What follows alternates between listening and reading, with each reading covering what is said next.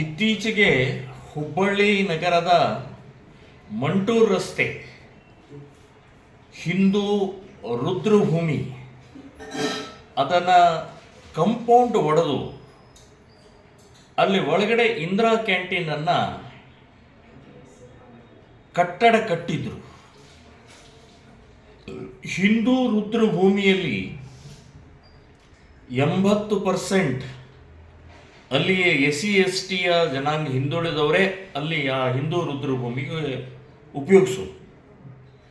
ಅದನ್ನು 8 ಎಕರೆ ಜಮೀನನ್ನು ಕಬಳಿಸುವಂಥ, ಅತಿಕ್ರಮಣ ಮಾಡುವಂಥ ಒಂದು ಮಾನಸಿಕತೆ ಅಲ್ಲಿಯ ಕಾರ್ಪೊರೇಟರ್ದು ಮತ್ತು ಆ ಕ್ಷೇತ್ರದ MLA ಶಾಸಕರು ಈ ಕುತ್ಸಿತ ಬುದ್ಧಿಯಿಂದ, ದುರ್ಬುದ್ಧಿಯಿಂದ ಇದನ್ನು ಮಾಡಿದಂಥ ಕೃತ್ಯವನ್ನು ನಾವು ಬಲವಾಗಿ ಶ್ರೀರಾಮ ಸೇನೆ ಸಂಘಟನೆ ನಾವು ವಿರೋಧ ಮಾಡಿದ್ವಿ.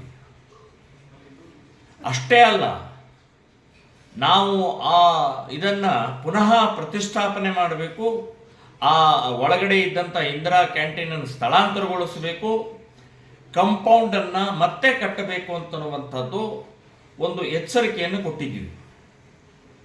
ಯಾವುದೇ ಅನುಮತಿ ಇಲ್ಲ, ಕಟ್ಟಡ ಕಟ್ಟುವಂಥದ್ದು ಅನುಮತಿ ಇಲ್ಲ, ಆ ಗೋಡೆ ಕೆಡುವಂಥದ್ದು ಅನುಮತಿ ಇಲ್ಲ.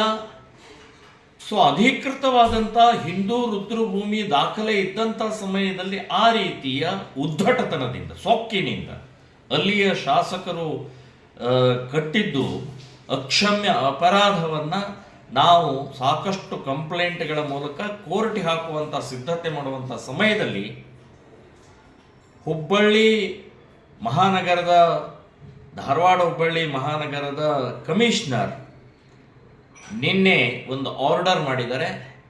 ಇಂದಿರಾ ಕ್ಯಾಂಟೀನನ್ನು ಸ್ಥಳಾಂತರಗೊಳಿಸಬೇಕು ಅಂತನ್ನುವಂಥದ್ದು ಆರ್ಡರ್ ಮಾಡಿದ್ದಾರೆ. ಇದು ನಮ್ಮ ಹೋರಾಟದ, ಶ್ರೀರಾಮ ಸೇನೆ ಸಂಘಟನೆಯ ಹೋರಾಟದ ವಿಜಯ ಅಂತ ನಾನು ಹೇಳ್ತೇನೆ. ಒಂದು ಸತ್ಯಕ್ಕೆ ಜಯ ಸಿಕ್ಕಿದೆ ಅಂತನ್ನುವಂಥದ್ದು ನಾನು ಹೇಳ್ತೇನೆ. ಇಂಥ ಸಮಯದಲ್ಲಿ ಈಗ ಆ ಒಡೆದಿದ್ದು, ಅಲ್ಲಿ ಕಟ್ಟಡ ಕಟ್ಟಿದ್ದು, ಅದರ ವೆಚ್ಚ, ಅದರ ಖರ್ಚು, ಅದನ್ನು ಮಾಡಿದವರು ಯಾರು, ಅವ್ರ ಮೇಲೆ ಕ್ರಮ ಆಗಬೇಕು. ಅದರ ವೆಚ್ಚವನ್ನು ಆ ವ್ಯಕ್ತಿಗಳ ಕಡೆಯಿಂದನೇ ತಗೊಳ್ಬೇಕು. ಮುಖ್ಯವಾಗಿ ನಾನು ಹೇಳಿದ್ರು ಕಮಿಷನರೇ ಇದಕ್ಕೆ ಜವಾಬ್ದಾರಿ. ಸೊ ಕಮಿಷನರ್ ಅವರು ಹೇಗೆ ಇದು ನಿಮ್ಮ ಗಮನಕ್ಕೆ ಬರಲಿಲ್ಲ, ನಿಮ್ಮ ಅಯೋಗ್ಯದ ಪರಿಣಾಮದಿಂದ ಈ ರೀತಿಯ ಮಾಡಿದರೆ ಸೊ ಕಮಿಷನರ್ ಮೇಲೂ ಕೂಡ ಕ್ರಮ ಆಗಬೇಕು ಅಂತನ್ನುವಂಥದ್ದು ನಾನು ಹೇಳ್ತಾ ಇದ್ದೀನಿ.